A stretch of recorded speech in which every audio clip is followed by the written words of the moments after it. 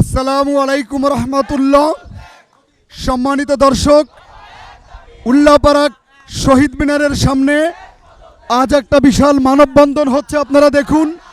এবং আমরা যদি দেখি এই মানববন্ধনটা উল্লাপাড়া মোমেনা আলী বিজ্ঞান স্কুলের প্রধান শিক্ষক আব্দুল মজিদের বিভিন্ন অপকর্মের বিষয়েই তার এক দফা এক দাবি, তার পদত্যাগেই এই মানববন্ধনটা হচ্ছে। ব্যানারে যেটা লেখা হয়েছে, অতিরিক্ত বেতন আদায়, ভর্তি বাণিজ্য, অভিভাবক লাঞ্ছনা এবং চরিত্রহীন প্রধান শিক্ষক মোহাম্মদ আব্দুল মজিদের বিরুদ্ধে পদত্যাগ দাবি। আমি যদি আপনাদেরকে বলি যে আসলে ছাত্র জনতার যে দাবি, তাতে করে তারা যে লিখেছে চরিত্রহীন প্রধান শিক্ষক আব্দুল মজিদ, আসলে এই আব্দুল মজিদের চরিত্র নিয়ে উল্লাপাড়াবাসী বা সিরাজগঞ্জবাসী তারা জানে আব্দুল মজিদের চরিত্র আসলে কেমন। এরকম চরিত্রহীন ব্যক্তি একটি শিক্ষা প্রতিষ্ঠানের প্রধান হিসেবে থাকতে পারে না, যেখানে আমার মা, আমার বোন, আমার ওয়াইফ, আমার মেয়ে শিক্ষা প্রতিষ্ঠানে প্রয়োজনের তাগিদেই কিন্তু প্রধান শিক্ষকের কাছে যেতে হয়। সেই প্রধান শিক্ষকের ব্যাপারে যদি চরিত্রের ব্যাপারে প্রশ্ন থাকে, সারা উল্লাপাড়াবাসী তার চরিত্র সম্পর্কে জানে যে সে একজন চরিত্রহীন ব্যক্তি। অতএব একজন চরিত্রহীন ব্যক্তি শিক্ষা প্রতিষ্ঠানের প্রধান হিসেবে থাকতে পারে না। সম্মানিত দর্শক, আমরা এখন একজন অভিভাবকের সাথে একটু কথা বলবো। আসলে ছাত্ররা এই যে দাবি করছে আব্দুল মজিদ সাহেবের পদত্যাগ, আপনার আসলে মন্তব্য কি? আমার মন্তব্য, একটা স্কুলে 200 টাকার বেতন 700 টাকা হয়, এটা আদৌ কাম্য না। এবং একজন চরিত্রহীন যে শিক্ষক, প্রধান শিক্ষক, তাকে এই প্রধান শিক্ষক হিসেবে এখানে থাকাটা আমার কাছে খুব একটা দুঃখজনক।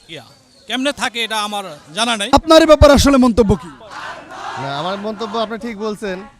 আসলে মূল ব্যাপারটা হলো ওই ভর্তির মানে ওই টাকাটার ব্যাপারে। বেতনটা একসময় জেলা প্রশাসক সিগনেচার করে দিছিল যে এটা 220 টাকা ক্লাস 7-এর বেতন হবে, কিন্তু এখন আমি বেতন দিতে গিয়ে দেখি 700 টাকা করে বেতন নেওয়া হচ্ছে।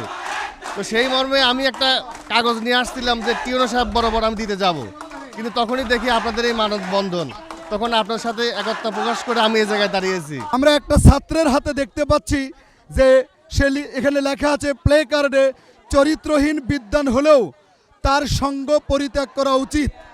অত্যন্ত গুরুত্বপূর্ণ একটি কথা, যে যে চরিত্রহীন তার সঙ্গ ত্যাগ করা উচিত।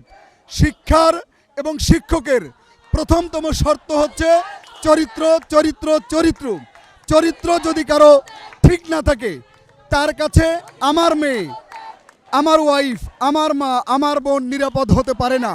বিধায় উল্লাপাড়াবাসী সোচ্চার দাবি উঠিয়েছে যে এই চরিত্রহীন প্রধান শিক্ষকের পদত্যাগ। একই কথা বারবার বলছে যে শিক্ষা নিয়ে ব্যবসা, আর নয় আর নয়। তারা বলছে যে দফা এক দাবি এক, আব্দুল মজিদের পদত্যাগ। তারা এক দফা দাবি করছে পদত্যাগের। আপনার মনে হয় কেন করছে? এটা আসলে চলমান যে অনিয়ম, মানে ভর্তি বাণিজ্য, তারপরে হচ্ছে উনি নিজেই যখন তার যেটা হয়, যখন তখন সে বেতন বাড়াইতেছে, যখন তখন সে বিভিন্নভাবে চাঁদা ধরছে। এইসব চলমান অনিয়মের প্রতিবাদে এই আজকের এই মানববন্ধনটা। স্কুলে শিক্ষা প্রতিষ্ঠানে ভর্তি বাণিজ্য, তারপরে হচ্ছে আপনার যে শিক্ষকদের হচ্ছে ব্যবহারটা ভালো না, ছাত্রদের সাথে চরম দুর্ব্যবহার করে, স্টাফরা দুর্ব্যবহার করে। এখানে স্কুলের ভিতরেও অনেক অনিয়ম আছে। এইসবের প্রতিবাদে আমরা অভিভাবক সমাজ মানববন্ধন আহ্বান করছি। সম্মানিত দর্শক, আমরা মোমেনা আলী বিজ্ঞান স্কুলের একজন মেধাবী ছাত্রের সাথে কথা বলে আমরা একটু জানতে চাইব যে আসলে কেন তারা আব্দুল মজিদের পদত্যাগ তারা চায়। আসলে আব্দুল মজিদ সাহেব একজন শিক্ষক, প্রধান শিক্ষক, তার পদত্যাগের দাবিতে তোমরা মাঠে নেমেছো কেন? আসলে সে একটা চরিত্রহীন মানুষ, তাকে আমরা চাই না সে আমাদের সরকারের নির্ধারিত বাইরে বেতন নিচ্ছে এবং ভর্তি নিয়ে বাণিজ্য করছে। শিক্ষা নিয়ে তো ব্যবসা করা যায় না। তো আমরা তার জন্য মজিদ স্যারের পদত্যাগ চাচ্ছি এবং আমাদের দাবি মানতে হবে।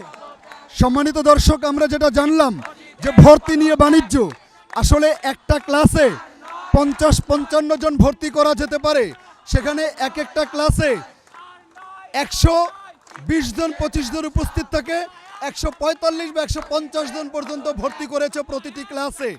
তো 50-55 জনের জায়গায় 150-55 জন ভর্তি করলো। এই যে ভর্তি বাণিজ্য কোনোভাবেই গ্রহণযোগ্য নয়। আমি যদি আরও 2-1 জন ছাত্রের সাথে একটু কথা বলি, প্রধান শিক্ষক আব্দুল মজিদের বিরুদ্ধে আসলে তোমাদের মূলত স্পেসিফিক অভিযোগটা কি? অভিযোগ হলো, ধন্যবাদ আমাকে কথা বলা দেওয়ার জন্য। অভিযোগ হলো সে মানে স্কুলেতে অসামাজিক কাজকর্ম করে, তার কাছে আমাদের বোনরা নিরাপদ না, আমাদের বোনের তার কাছে নিরাপদ না। তো আমরা নিরাপত্তা চাই, তার জন্য আমরা এক দফায় দাবিতে নেমেছি।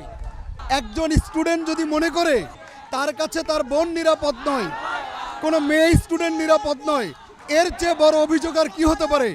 এমন অভিযোগের পরে আসলে প্রধান শিক্ষক পদে তার থাকাটা আর কতটুকু যৌক্তিক, কতটুকু নীতি নৈতিকতা, এটা কিন্তু একটি প্রশ্ন থেকে যায়। কিন্তু কেন, কি এত অভিযোগ একজন শিক্ষকের বিরুদ্ধে? আমি মোহাম্মদ আলী বিজ্ঞান স্কুলের এবার এসএসসি ক্যান্ডিডেট। আমাদের সরকার নির্ধারিত একটা বেতন দিয়েছে, কিন্তু তার ইচ্ছা মতো তার বেতন সে করছে। যে স্বৈরাচার সরকার থাকা অবস্থায় যেমনটা ছিল, আমরা এখনও তেমনটাই রয়েছে মজুদ থাকা অবস্থায়। তাহলে আমরা যে এই বৈষম্য বিরোধী আন্দোলন করলাম, স্বৈরাচার সরকার যে পতন করলাম, তাহলে কী লাভ হলো? কোনো লাভই হলো না। একটা স্টাফ কিভাবে তার অভিভাবকের উপরে খারাপ আচরণ করে। আব্দুল মজিদ একটা চরিত্রহীন মানুষ, তার বিষয়ে আমরা অনেক আগে জেনেছি। তার চরিত্রহীনতার সে অনেক উলঙ্গ কাজ এবং কুকর্ম আমরা দেখেছি, যা পরই নিন্দা এবং প্রতিবাদ জানাই তার বিরুদ্ধে। আজকে এক দফা এক দাবিতে যে ছাত্র অভিভাবকরা মাঠে নেমেছে, আসলে মূলত তার বিরুদ্ধে স্পেসিফিক দাবিগুলো কি, আর সমস্যাটা আসলে কোথায়? আমরা আমাদের স্কুলে কোনো চরিত্রহীন প্রধান শিক্ষক চাই না, আমরা সুতোর প্রধান শিক্ষক চাই আমাদের স্কুলে। বিজ্ঞান স্কুলের এই যে প্রধান শিক্ষক, তার ব্যাপারে এক দফা এক দাবি, তার পদত্যাগ দাবি করার আসলে পেছনে মূল কারণটা কি, স্পেসিফিক কারণটা কি?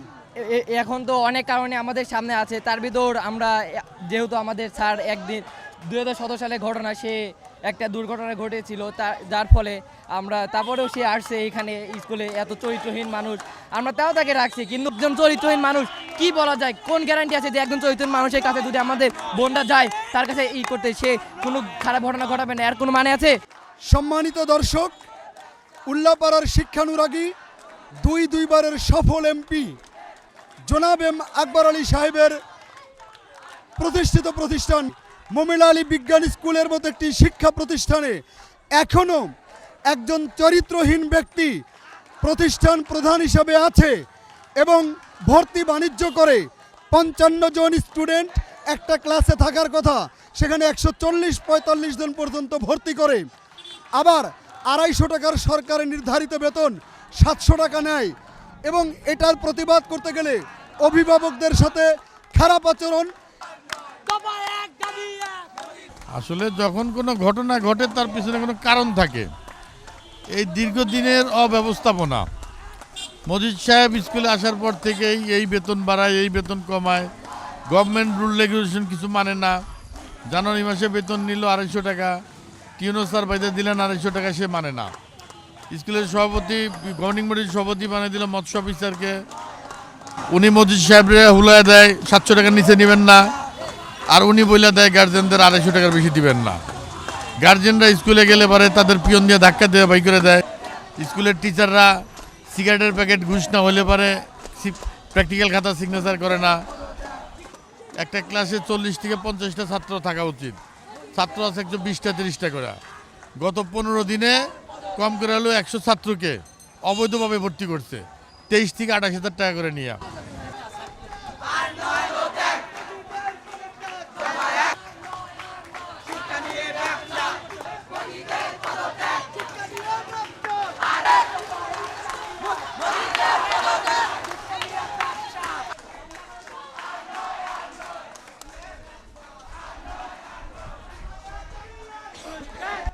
Dear audience, I would like to define and explain about the characteristics of a teacher, about the word of a teacher, every single letter of a word of a teacher. Actually, T stands for truthfulness, E stands for education, A stands for active and adorable. C stands for character. H stands for honesty. E stands for encouraging. R stands for responsible. Exactly, if we would like to find out three good qualities: truthfulness, character, honesty. Especially these three qualities are very important for being a teacher. Anyway, actually, I would like to tell about the good qualities of a teacher. That honest and good mentality, pious and mesmerizing, strong subject knowledge, kind and clear communicator, innovative teaching method, and meritorious, educative. Actually, if I can try to find out that exactly Mr. Abdul Majid doesn't have any good quality for being a teacher, and actually most of the students claim about Abdul Majid. The head teacher of Abdul Majid is exactly a characterless person. Most of the people of Ullapara know about this matter. They claim it that a characterless person can be a teacher, can be a responsible person for a educational institution.